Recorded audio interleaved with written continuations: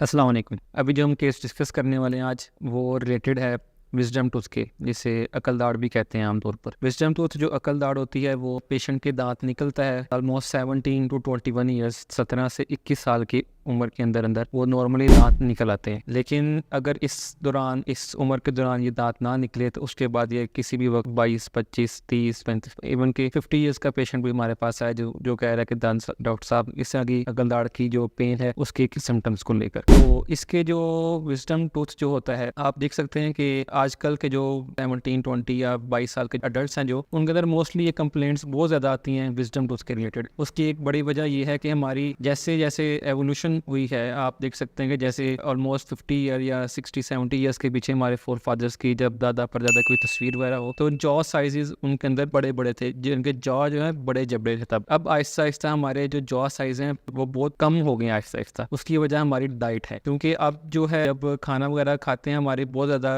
Rough diet नहीं है, hard diet नहीं है। हम आजकल सॉफ्ट डाइट के बहुत आहिस्ता आहिस्ता आदी हो गए हैं। तो वो सॉफ्ट डाइट खाने की वजह से हमारे जॉ वैसे ग्रोथ नहीं होती जो पहले जॉस की ग्रोथ थी। उसकी वजह से जॉस का साइज तो थोड़ा सा छोटा हुआ है, लेकिन दांतों का जो 32 दांत थे वो दांतों का साइज तो उतना ही है। तो वो दांत जो 32 पूरे जॉ के अंदर जहाँ पर एक 16 दांत अकोमोडेट होने थे वहाँ पर 14 दांत आते हैं। वो जो 15वां दांत इधर और इधर जो 15-16वां दांत है उसकी जगह इतनी नहीं होती। तो वो फिर आहिस्ता आहिस्ता वो थोड़ा सा टेढ़ा होना शुरू हो जाता है। टेढ़ा होकर जो आगे वाला दांत है उसको सार लगता है। तो इस केसेस में जब इस तरह का केस आता है जो उम्र के बाद दांत निकलना शुरू होता है विजडम टूथ, तो वो थोड़ा सा टेढ़ा होता है या उसकी बोनी उसकी इन्फेक्शन होती है, यानी कि वो हड्डी के अंदर ही पड़ा होता है और पेशेंट को बहुत ज़्यादा दर्द हो रही होती है, कान में दर्द हो रही है, सर में दर्द हो रही होती है, बोलना उसके लिए मुश्किल हो जाता है पेशेंट के लिए। तो इस तरह के केस में वो दांत निकालना पड़ जाता है हमें। तो यही केस इस तरह का आपको दिखाने के लिए आप ये तस्वीर में देख सकते हैं कि ये पेशेंट का जो तस्वीर में 2 दांत नजर आ रहे हैं। एक तो पेशेंट का मोलर जो है, दूसरा वाला दांत वो है, उसके साथ जो आधा थोड़ा सा दांत नजर आ रहा है वो उसका विजडम टूथ है। विजडम टूथ इस पेशेंट का पूरा नहीं निकला, आधा हड्डी के अंदर ही है और आधा दांत जो है थोड़ा सा मुंह के अंदर हमें नजर आ रहा है। तो इस तरह केस जब पेशेंट आते हैं तो ये दांत हमें निकालना पड़ता है। कुछ केसेस में ये दांत